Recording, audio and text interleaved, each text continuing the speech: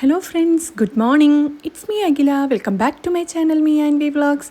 അങ്ങനെ ദേ നമ്മുടെ 7 ഡേ സീരീസിൽ ലാസ്റ്റ് ഡേ ആയ 7th ഡേ ആണ് കേട്ടോ ഇന്ന്. അപ്പോൾ ദേ രാവിലെ അമ്മ വിളക്ക് കൊളുത്തി.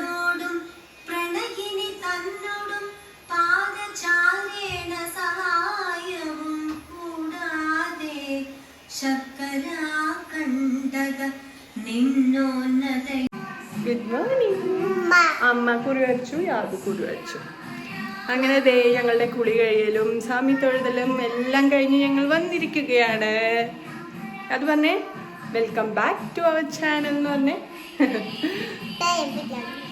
യെസ്, എല്ലാവർക്കും മനസ്സിലായിണ്ടാവും എന്ന് വിചാരിക്കുന്നു യാദക്കുട്ടൻ പറഞ്ഞത്.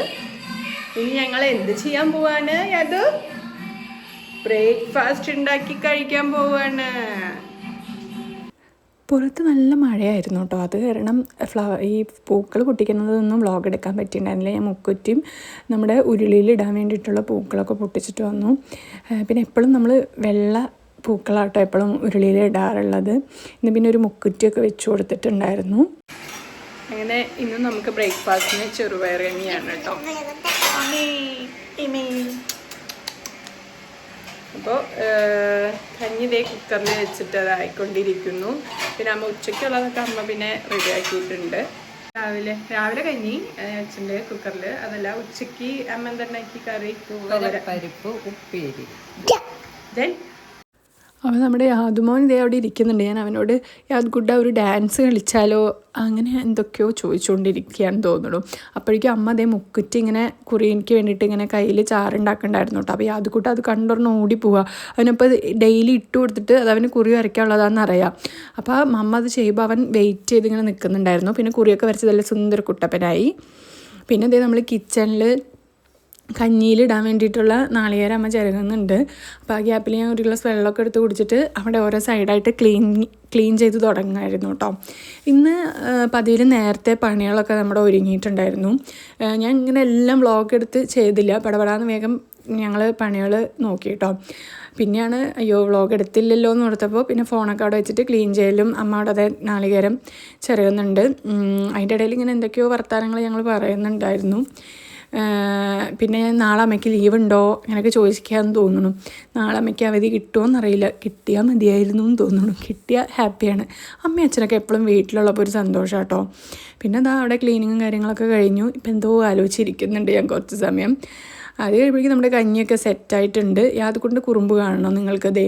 അവനെ എൻ്റെ തലയിലുള്ള തുളസി വീണപ്പോൾ അതിഥിയാന്ന് വിചാരിച്ചിട്ട് അത് വെക്കാൻ വേണ്ടി പോയതാ. ഇന്ന് 8:15 ആകുമ്പോഴേക്കും ഞങ്ങളുടെ ബ്രേക്ക്ഫാസ്റ്റ് കഴിക്കലൊക്കെ തുടങ്ങി കേട്ടോ. ചൂടുണ്ടേ, ചൂടാക്കി തരാം.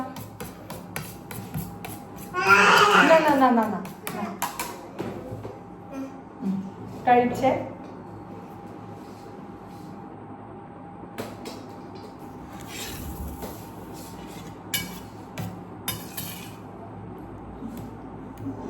ഓക്കെ, അതിങ്ങനെ. ഓഹോ, ചൂടുണ്ടടാ.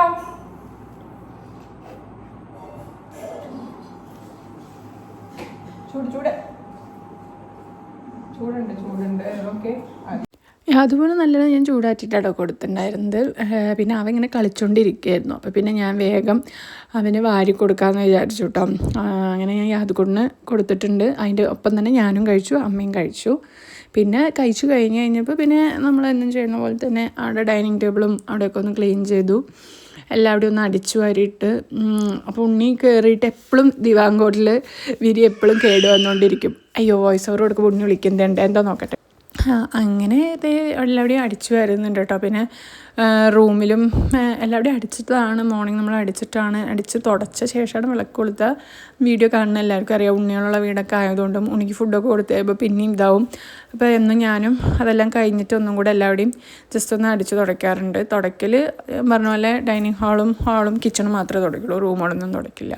പിന്നെ അതേ അമ്മയ്ക്ക് പോകാനുള്ള ലഞ്ചിനുള്ളതൊക്കെ അമ്മ പാക്ക് ചെയ്ത് വെച്ചതാണ്.